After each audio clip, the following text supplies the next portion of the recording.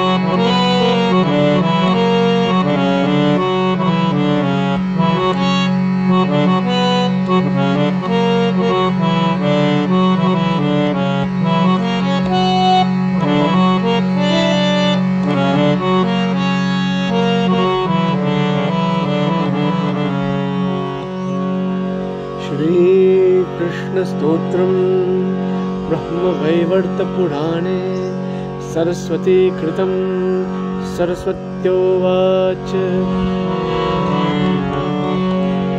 रासमण्डलमध्यस्थं रासोलास समुत्सुकं रत्नसिंहासनस्थं च रत्नभूषणभूषितम् रासेश्वरं रासकरं वरं रासेश्वरीश्वरं रसाधिष्ठातिदेवं च वन्दे रास विनोदितम् रसायासपरिश्रान्तं रासरासविहारिणं रासोत्सुकानां गोपीनां कान्तं शान्तं मनोहरम्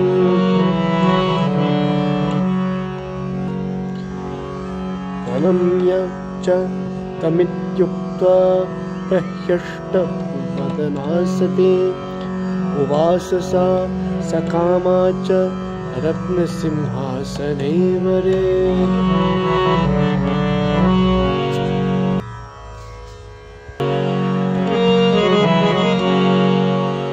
इति वाणीकृतं स्तोत्रं प्रातरुत्थाय यः पठेत् बुद्धिमान् धनवान् सोऽपि विद्यावान् पुत्रवान् सदा इति ब्रह्मा वैवर्ते सरस्वती कृतं श्रीकृष्णस्तोत्रम्। ॐ नमो भगवते वासुदेवाय।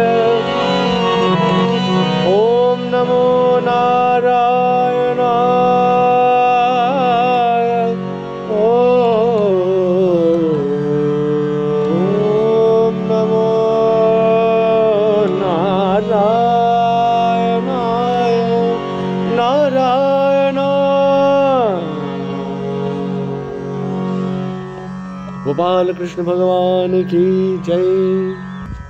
Hello everybody, humble greetings, humble pranams and special welcome to all of you, and thank you so much for joining with me today in day 81, session 81 of our 100-day Srimad Bhagvad Gita challenge, where our aim is to recite the entire Srimad Bhagvad Gita over the span of 100 days, 7 shlokas each day. Today in our invocation we offered this most powerful stotra, this powerful prayers composed by Devi Saraswati, the goddess of learning, Saraswati Mata, taken from Brahma Vaivarta Puran, in offering praises and salutations to Mahavishnu Shri Krishna. We now join in the meditative stanzas, the Dhyana shlokas dedicated to Srimad Bhagavad Gita.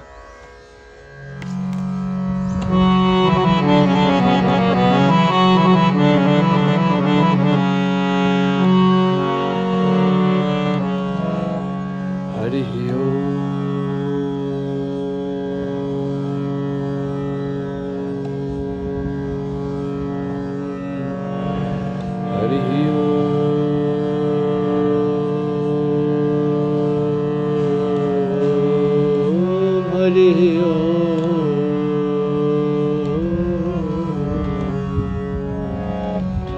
Shri Ganeshaya Namah. Shri Saraswatyai Namah. Shri Guru Charan Kamalabhyo Namah.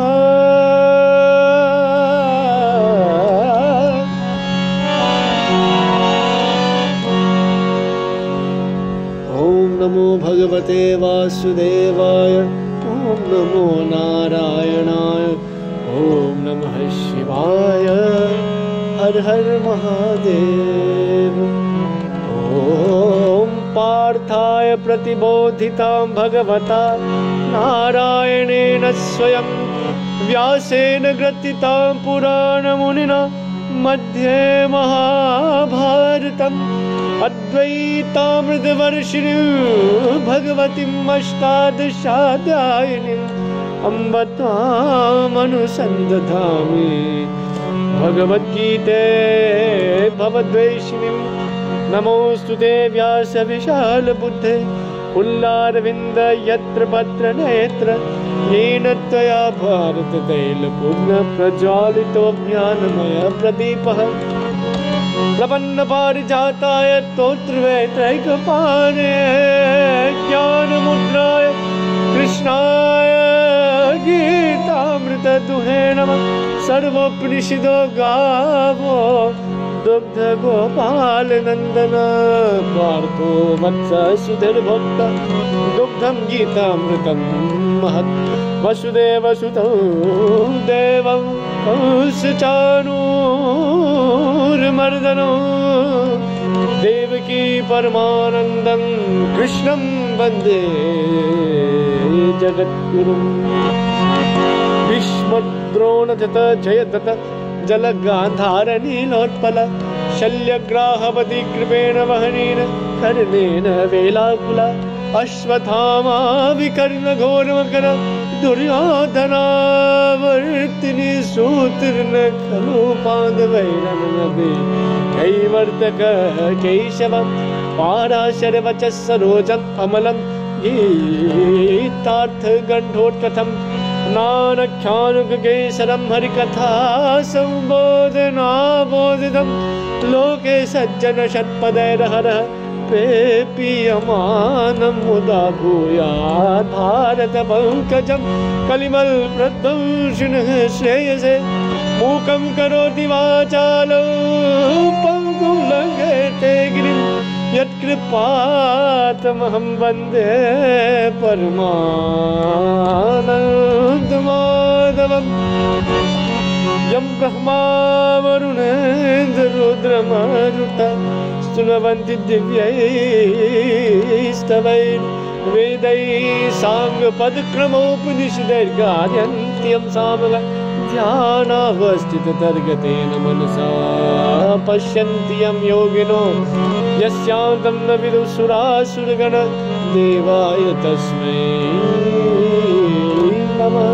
ओम नमो भगवते वासुदेवाय, ओम नमो नारायणाय, ओम नमः शिवाय, ओम नमो नारायणाय। गोपाल कृष्ण भगवान की जय, गीता माता की जय। Victory to Bhagavan Krishna, victory to Gita Mata. We now offer this wonderful hymn in praising Mother Gita, as composed by Satguru Sankeshav Das.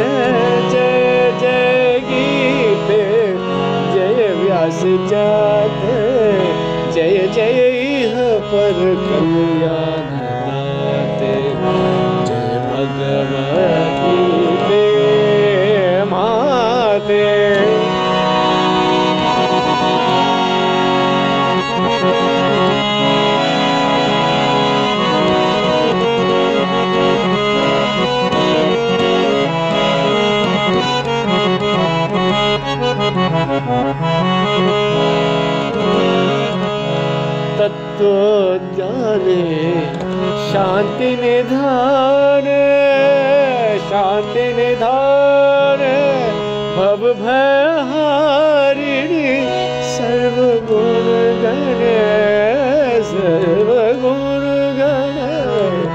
जय भगवद्गीते माते।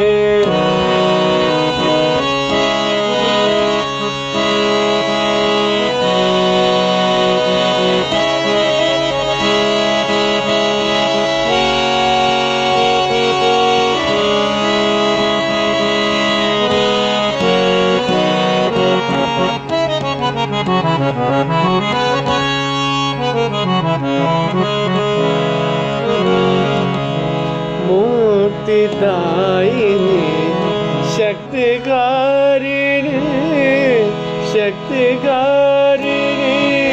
भक्ति प्रचोदिनी जननी जननी जननी जननी जय भगवद्गीते माते।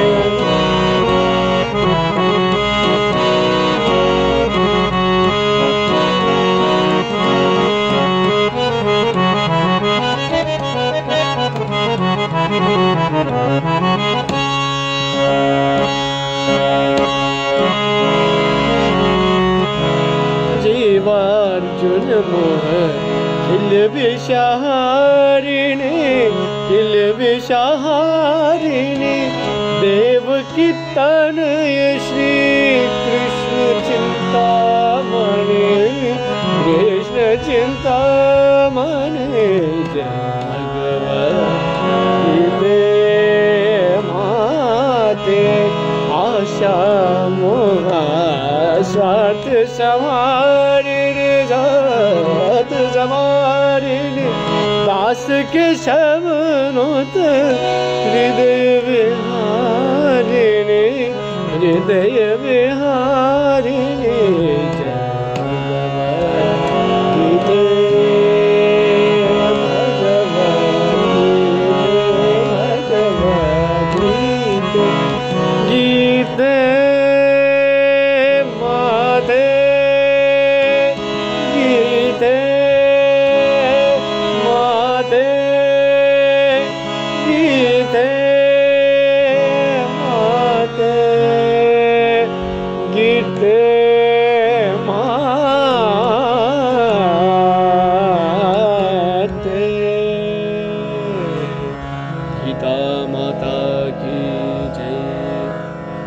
Victory to Mother Bhagavad Gita. In our previous session there, friends, we stopped off in chapter 15, Purushottama Yoga, at verse or shlok number 14. And in today's session, we commence from verse number 15, shlok number 15 of chapter number 15.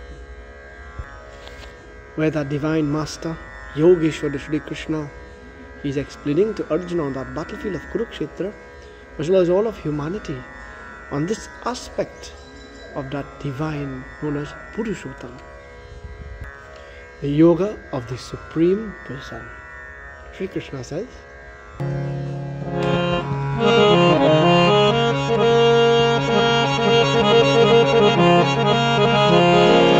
Shri Paramatmane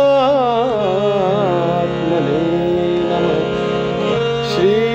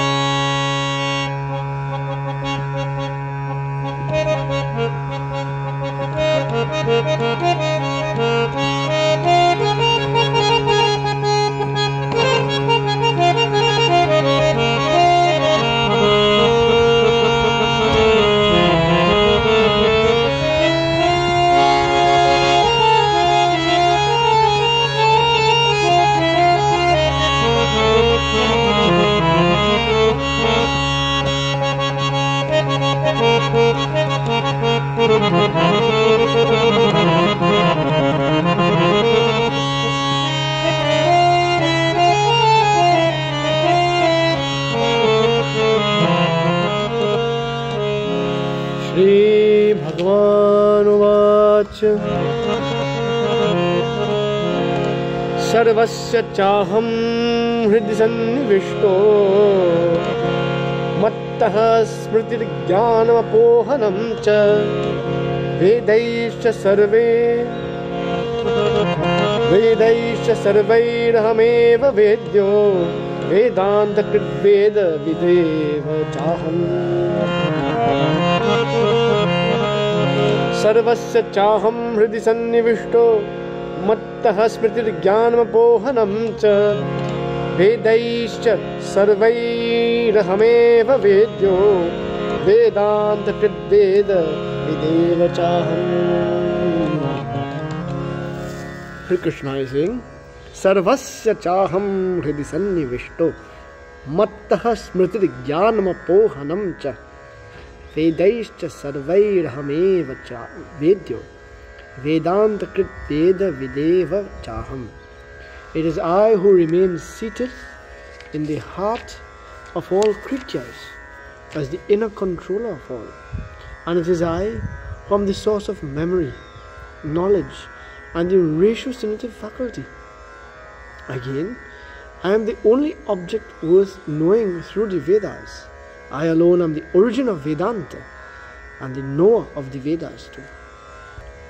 Sarvasya chaham hridi sannivishto. That heart or that hriday which is mentioned here is really the metaphysical heart, which really is the mind which has been trained to entertain constantly the positive qualities of love, tolerance, mercy, charity, kindness, and those positive divine attributes previously discussed. Peaceful, joyous, settled in tranquility, alert and vigilant to receive the higher intimations. This is called that heart. It is that heart that Sri Krishna is saying here that he resides in. Sarvasya chaham hridi sannivishto. That Lord is most conspicuously self-evident during meditation in the heart of the meditator. This is why when you do meditation, a mantra is recommended that one should recite audibly and gradually in the process of meditation. That mantra, then we reduce volume in muttering the mantra until finally the lips remain sealed and that mantra goes on mentally. And during that process of meditation, that seeker pictures some divine manifestation of that Supreme if one is going through that part. But by merely thinking on the mantra, letting the syllables, that nada, that sound, soak and bathe the mind in its bliss, that mind is then lifted to a higher and higher state. That individual during those phases, he would climb to the highest state possible through meditation. That simple technique, if practiced regularly. You would recall in chapter 6 of Srimad Bhagvad Gita, Atma Sanyama Yoga, Dhyana Yoga, we discussed all of these different aspects in this discipline of meditation, as was mentioned by Sri Krishna to Arjuna himself. So it is the light of consciousness that illumines all our experiences in life. From this Supreme alone, all memories, knowledge, as well as forgetfulness come to us.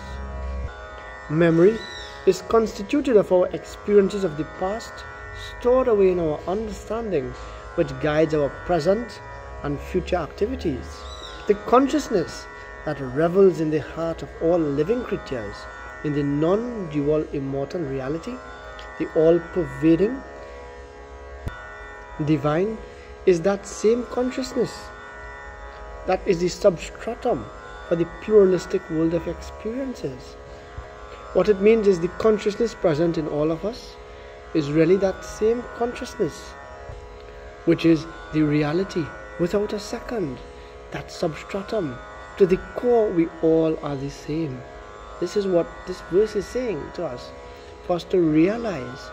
Externally we may have differences, but to the core, that one common thread that connects all of us together is that consciousness, which really is that substratum, that non-dual immortal reality. Therefore, this consciousness is the light in the sun. It fertilizes the earth, the moonlight, the food value to the planet and to the plant kingdom. It is truth itself as the body warmth and supervises the process of life's transactions with the world outside. And it is the same consciousness that makes it possible for us to gain experiences, to store away knowledge, and to replace ignorance with better knowledge. Sri Krishna now points out the nature of the infinite as the unconditioned, Nirupadhika, the all-pervading Sarvagata, and the eternal, Nitya. This infinite reality transcends all intellectual concepts such as finite and infinite. The Supreme Lord is situated as Paramatma in everyone's heart, and it is from Him that all activities are initiated. The purpose of the Vedas, the understanding of the Vedas, and the goal of the Vedas are all clearly defined, which is leading one to that state of realization in coming to terms with understanding that that Lord is consciousness in the hearts of all. Memory is due to this consciousness. Knowledge and understanding is from this consciousness. The various cosmic functions and the knowledge pertaining to them put together are called the Vedas. It is the Paramatma revealing himself as nature. Everything in nature is in its own way expressing the glory of Ishvara. If one truly understands this particular verse of Srimad Bhagavad Gita, it means we recognize that divinity present in all. We see each, regardless of color, creed, religion, we go beyond those boundaries. And it is in the light of verses such as this and many similar themed verses which we have read thus far that puts forth the concept of universal brotherhood, where we go beyond the boundaries of religion and all that attempts to divide us. We see beyond that and instead see us as one unified body. Shri Krishna continues to say, Dvavimau purushau loke ksharaschakshara evacha ksharaha sarvani bhutani kutastho kshara uchyate. Dvavimau purushau loke ksharaschakshara evacha ksharaha sarvani bhutani kutastho kshara uchyate. He says, the perishable and the imperishable too. These are the two kinds of Purushas in the world.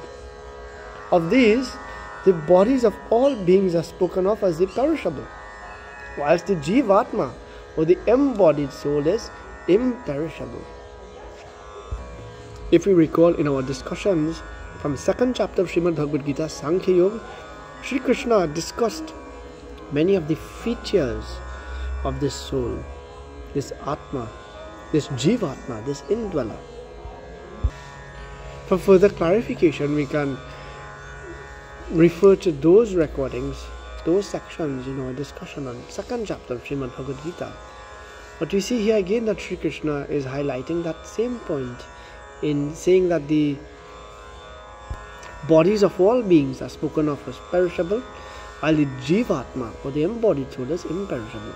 The Jivatma is the individualized consciousness, and since that has some beginning when that individuality starts, and there is an end to the process of individualization, it may in some instances be considered to be perishable, namely that individualization state coming into being, and then when that individualization ends. The Jivatma is an upadhi or limiting adjunct to Ishvara.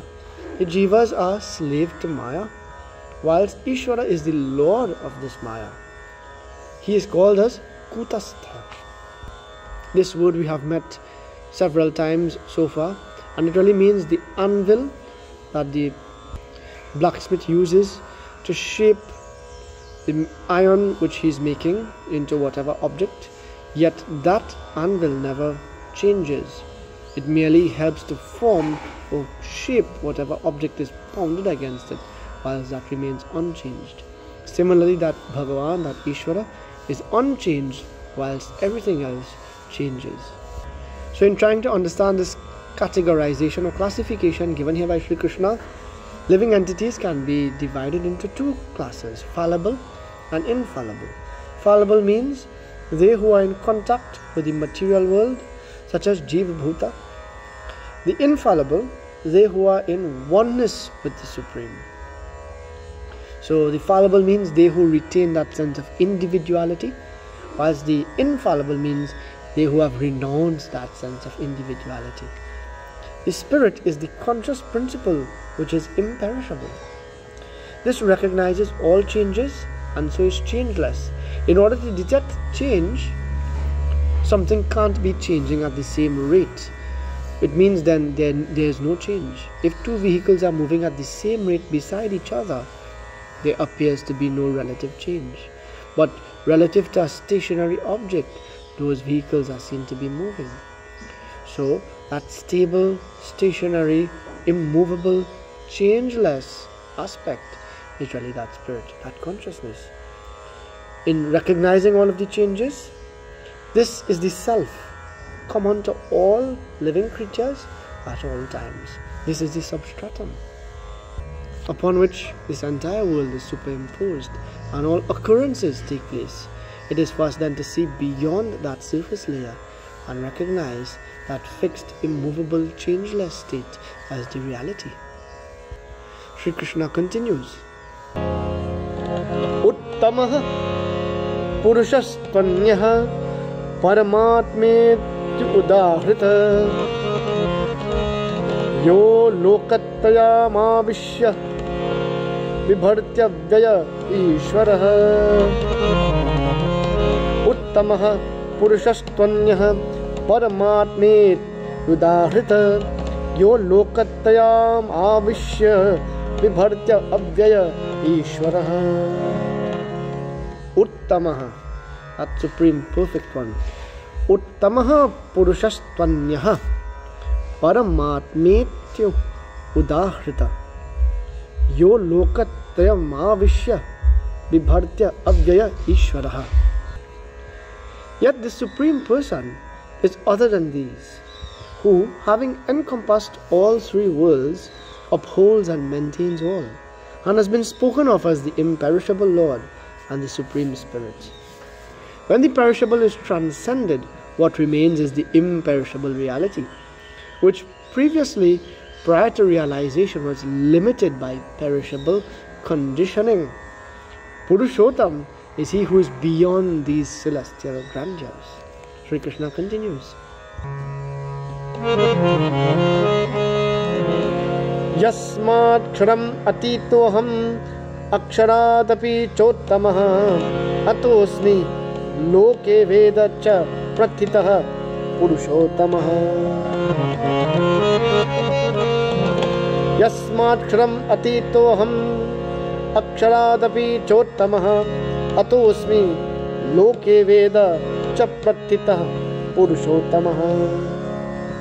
Since I am wholly beyond the perishable world of matter or kshetra, and am superior even to the imperishable soul, Jivatma, hence I am known as Purushottam, the Supreme Self in the world as well as in the Vedas. There must be a steady factor that is recognizing change and illuminating all, means the imperishable. Purushottama is that state really that one achieves upon transcending the perishable and the imperishable state. He is far beyond that. Prakriti and Jivahood, they are perishable. The this consciousness which is present at all time is not perishable. And like we explained, that witness, stationary, which upon this entire creation is projected or superimposed in order for change on the surface to be detected and to be appreciated and to be seen, making this world dynamic as we know it to be. In order for that to happen, it has to be facilitated by a stationary, fixed, changeless background, which is that Purushottam, that substratum, that base, that reality. As Divine Lord says, Yo mameva sammudho janati purushottamam sa sarvid bhajati mam sarva bhavena bharata. Yo mam eva sammudho janati purushottamam sa sarvavid bhajati mam sarva bhavena bharata. Arjuna, the wise man who thus realizes me as the Supreme Person, knowing all, he constantly worships me, the all-pervading Lord, with his whole being. There is one reality. The deluded, they see plurality. As the sadhak advances, or that seeker advances, he sees unity in this diversity. He sees divinity in this diversity of plurality. The goal of the Jivatma is to be a dedicated instrument in the hands of that Supreme and end the delusion of his individualized existence. When one becomes undeluded, they are totally detached from the wrong identifications with body, mind, intellect, and therefore one is free from the world of perception, feelings, thoughts. One who has transcended one's matter equipment and has successfully sought and discovered one's spiritual nature as infinite consciousness, that individual in that state of awareness is described then as Sarvavid, or all-knower. It is like water not being held in any container. Whilst it was being held in that container, it took the shape of the container in which it was in. But after returning to the ocean, it is no longer held by any such limitation. It no longer suffers any such restriction where it is forced to take the shape of something that is housing it. It is left on its own free nature to be, to simply be. This is when one gets to that state of awareness, and all that would have colored or created some sense of individuality, we transcend that, we go beyond that and merely exist in that state of awareness. Hence, Sarvavid, all-knower. Being aware means one knows.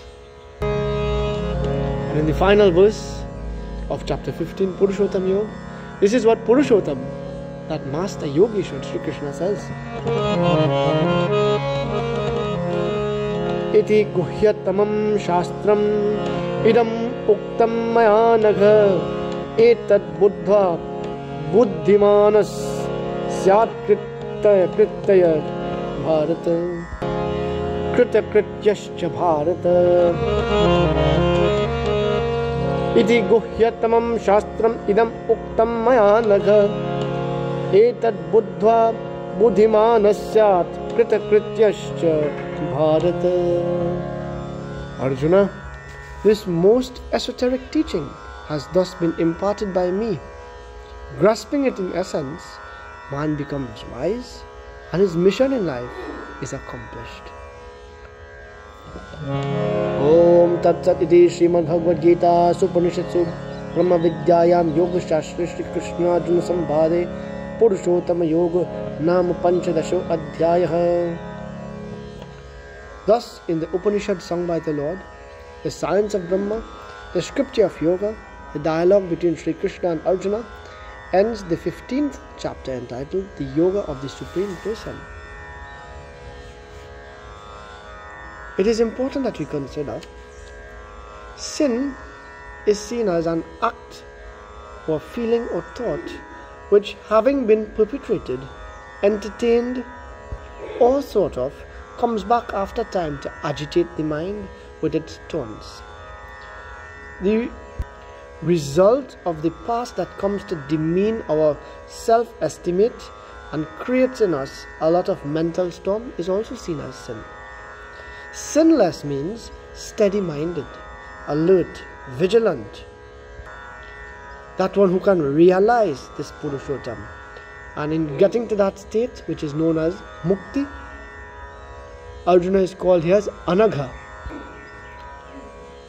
From the verse, Iti guhyatamam shastram idam uktam maya nagha. Anagha. Anagha in this instance meaning sinless, or sinless one. And here Sri Krishna understands why he calls Arjuna sinless. For Arjuna has been able to rise beyond those qualities which would classify as sin.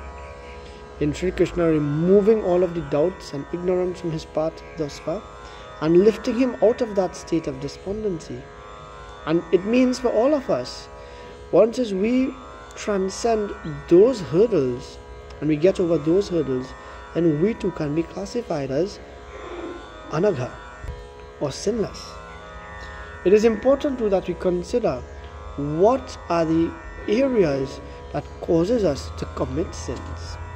They are desire and attachment. These are the major causes of one's downfall. These are the weaknesses of the heart. And it's important that we understand the root of desire lies in ego, in self-satisfaction, doing things to fulfill that ego, self-aggrandizement. And fulfilling that desire is done with the intention to increase or improve one's state of happiness. That desire is done hoping that one's happiness is lifted. And when that object of the desire is there, one develops attachment to it. And that attachment further clouds one's judgment. One develops fears thereafter, fear of losing the object of that desire. One feels pained if any harm or loss is suffered to that object of the desire. And again, one revolves in constant misery as it relates to these two things, desire and attachment. Which is why they are rightfully identified as the weaknesses of the heart, and one is advised then to eliminate those as soon as possible. Immediately, we commence with chapter 16 by the grace of Sri Krishna. Chapter 16 is known as Daivasura Sampada Vibhaga Yoga, a yoga of the division between the divine and the demoniacal. In chapter 13, Sri Krishna discussed how one can tell the difference between the field, kshetra, and the know of the field, kshetrajya. In chapter 14, he discussed the gunas, gunatraya vibhaga yoga, these three gunas functioning, the modalities of prakriti, this nature. And in chapter 15, he discussed the nature of this spirit, Purushottam yoga. In this chapter of Srimad Bhagavad Gita, here Sri Krishna again, for further clarification, not only to Arjuna, but to the entire world, he discusses the difference in attributes of the divine and the demoniacal, in order that devotees would lift themselves and gravitate to the divine attributes, and so eventually end up into that state of full consciousness, awareness of their innate divine nature. And so one can do objective self-evaluation and see then if one is falling along the tendencies of demoniacal behavior, or whether one is traversing that path or walking that path of divine behavior. And in inculcating these, passing them on to successive generations, we can then help to repair any damages if there has been damages, and also improve on the good that we may have inherited, such that it can become better if we may have been walking that path of righteousness. So we listen here. Sri Krishna again commences this chapter, commencing this phase of the discussion, once again explained to Arjuna on that battlefield of Kurukshetra. That divine master says, Shri Bhagavan Uvach, Shri Bhagavan Uvach, Abhayam Sattvasam Shuddhir, Abhayam Sattvasam Shuddhir, Jnana Yogya Vyavasthitihi, Danam Damascha Yagyascha, Swadhyayas Tapa Arjavam. Abhayam Sattvasam Shuddhir, Jnana Yoga Vyavasthitihi, Danam Damascha Yagyascha, Swadhyayas Tapa Arjavam. Sri Krishna says, absolute fearlessness, Abhayam, perfect purity of mind, Sattvasam Shuddhir, constant fixity in meditation, this yoga of meditation for the sake of self-realization, and even so, charity in the sattvic form, control of the senses, worship of God and the other deities, as well as of one's elders, including the performance of Agnihotra, or pouring oblations into the sacred fire, and other sacred duties, study and teaching of the Vedas, and other sacred books, as well as the chanting of God's names, glories, suffering hardships for the discharge of one's sacred obligations, and uprightness of mind, as well as of the body and the senses. Humankind has been classified as the divinely good, or the Devas, the diabolically fallen, or the Asuras, and the incorrigibly indifferent, never improving, the Rakshasas. 20 such values are discussed here. First one is fearlessness. Fear arises from ignorance or avidya, and it is important that we consider fears that we all face. The greatest amongst all fears that we have, except for a few daredevils, is that fear of death. Everything we do, we live imprisoned, as it were, by staying clear based on the fear of this death. And this ignorance, which breeds fear, can only be addressed through knowledge or vidya. In acquiring this vidya or this knowledge, we know, then we don't fear. When we don't know, we fear. We have no certainties, we fear. But when we gather knowledge, we amass knowledge through experience or through reading of scripture or through reading any book for that matter, the fears are allayed. Pure of heart. This doesn't mean physically cleaning one's body, but it goes far beyond that. Harboring no hate, no envy, no jealousy, none of these negative attributes in that mind. That heart is filled of unconditional love. Steadfastness in the yoga of knowledge, where the mind is in constant unison with the divine. It renounces this attachment and selfish motives. We spoke of those at great length many times. Giving alms, charity. Central to developing control of the senses is sacrifice. Prior to performing any sort of religious sacrifice, a period of fasting is advised. A period of abstinence is advised to control those senses. This control of the senses, further, in that same sacrifice, gifts are offered. We would undergo this period of preparation in purchasing whatever articles are necessary, and then things are offered. Things are offered in this state of charity. So this charity really helps us to work on controlling the senses, and there are techniques by which one tunes the inner instruments of knowledge in order to discover the required amount of steady devotion. Dan or charity is born out of a capacity to restrain one's instincts of aggrandizement and acquisition by replacing it then with sacrifice. It means if one is gifting a simple item of a towel or a t-shirt, it means one is seeing beyond the possibility of retaining that or keeping that solely for one's enjoyment or oneself. So we give away extra clothes, we give away extra food, or we take from whatever we have and we give in that aim of charity. So it means as much as we may have, we can still take some from that and give. That is going beyond this boundary of selfishness, where what we do is no longer seen as being done solely for self. That element of sacrifice is there in that action. Dan develops the capacity to detach from wealth and share it. It is important that we see, as much as we amass and acquire in this physical realm, eventually when death strikes, we take none of that. It is all left behind. So this concept of renunciation, sharing or dan, giving, is not far-fetched. It is, if you can't make use of all whilst you have it, why not share so others can make use and they too can benefit, and the blessings of that will indeed be bestowed upon you. So dan or charity helps to build dhamma. Dhamma means control of the senses. And this dhamma really is the application of the same spirit of sacrifice in one's personal life.